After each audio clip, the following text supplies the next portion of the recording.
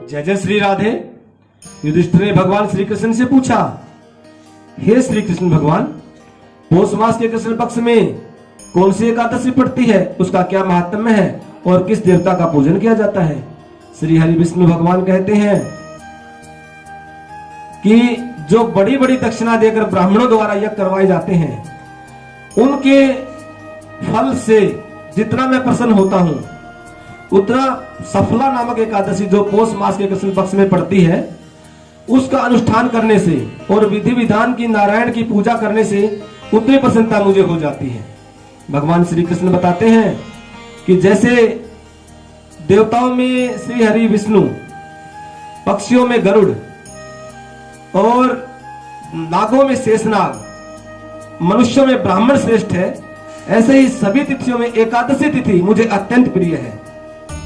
और इस दिन श्री हरि की पूजा की जाती है और श्री नारायण भगवान के चरणों में फलों का भोग अवश्य लगाना चाहिए, जैसे नारियल, सुपारी, अनार, आंवला, लौंग और विशेष तौर पर आम भगवान को अत्यंत प्रिय है। श्री कृष्ण भगवान कहते हैं, हे राजन, चंपावती नामक पुरी कभी महिष्मत राजा की राजधानी हुआ करती थी। उस राजा के 5 पुत्र थे। उनमें से जो बड़ा पुत्र था वो हमेशा पाप कर्म में लगा रहता था। उसकी बुद्धि हमेशा वेश्यावृत्ति में और नशा करने में लगी रहती थी। वह ऐसे बुरे बुरे कर्म करता और पिता के द्वारा कमाया हुआ सारा खर्च अधर्म के कामों में करने लगा। ब्राह्मणों और देवताओं की बड़ी निंदा करता था। उसके पिता ने उसे लुम्बक नाम से पुकारना चालू कर दिया और सभी ने मिलकर उसे नगर से बाहर निकाल दिया। वह जंगल में जाकर रहने लगा और वहां पर लूटपाट करके अपना निर्वाह करने लगा। चोरी करता, एक बार चोरी करता हुआ वो पकड़ा भी गया, लेकिन राजा का पुत्र होने के नाते सैनिकों ने उसे छोड़ दिया। वह मांस और फल इत्यादि खाकर अपना गुजारा करता। किसी पुण्य के प्रभाव से, कोई उसका पहले जन्म का पुण्य रहा होगा, उसके प्रभाव से जो ये पौष मास की 10वीं आई, उस दिन उसने सिर्फ फल खाए, मांस का भक्षण नहीं किया। उसने फल खाए और एक बड़ा सा पीपल का वृक्ष था, उसके नीचे उसने अपना निवास स्थान बना रखा था, वहीं पर पड़ा रहा।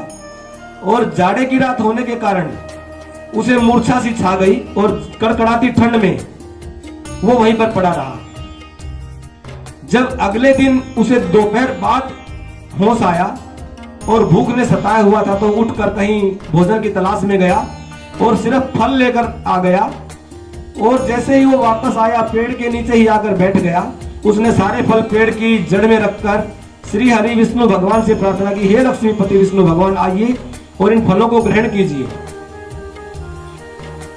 और संयोगवश वो प्रदोष काल का समय था, क्योंकि प्रदोष काल में की हुई पूजा विशेष लाभदायक होती है।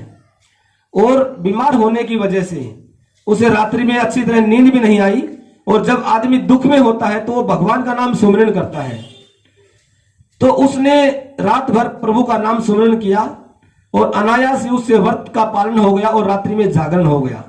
क्योंकि भगवान कहते हैं, रात्रि एकादशी की रात्रि में विशेष तौर पर आप जितने वैष्णव पुरुष हैं इकट्ठे होकर जागरण अवश्य करें। अगर ज्यादा ना हो तो चाहे आप अकेले हो तो भी श्री हरि का जितनी देर समय मिले उतनी देर जागरण अवश्य करना चाहिए।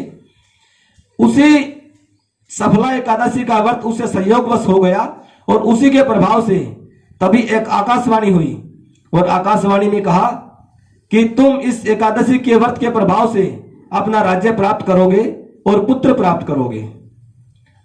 उसकी भगवान के चरणों में भक्ति बन गई और उसका दिल हमेशा भगवान के चरणों में लगा रहने लगा और समय आने पर उसे एक पुत्र भी प्राप्त हुआ। राजा ने उस जो लुम्बक नामक राजकुमार था, उसने 15 वर्ष तक बड़े ऐश्वर्यपूर्ण अपना राज्य का कार्यभार किया। और जब वो बूढ़ा हो गया तो उसने अपने पुत्र को राज्य भार सौंपकर और जंगल में तपस्या करने के लिए चला गया और भगवान श्री हरि की तपस्या की और वो सदैव एकादशी का व्रत रखने लगा। हमें भी सभी को एकादशी का व्रत अवश्य रखना चाहिए। यह उसे सफला एकादशी के व्रत के प्रभाव से सब पुण्य प्राप्त हुआ और राज्य प्राप्त हुआ। भगवान श्री हरि कहते हैं कि जो इसका व्रत करता है, विधि विधान से जागरण करता है, वह सुख भोग कर अंत में मोक्ष प्राप्त करता है।